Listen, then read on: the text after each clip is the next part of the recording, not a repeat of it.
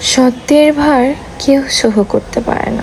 সবচেয়ে বড় ক্ষতিটা আমাদের করে তারাই, যাদের মুখের মিষ্টি কথা কিন্তু মনে বিষ।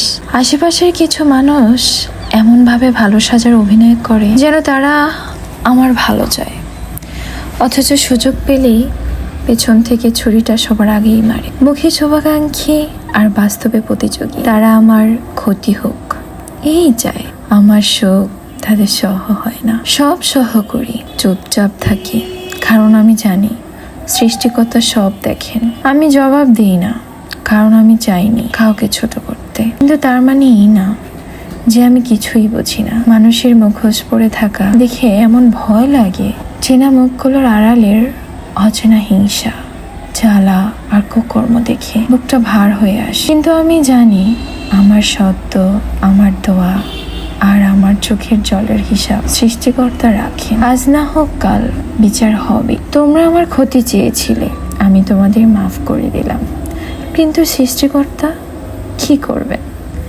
সেটা সময়ই বলে দেবে। আমি কাউকে অভিশাপ দেব না, আমি শুধু আল্লাহর কাছে বলবো আল্লাহ যেন তাদের ভালোই রাখেন।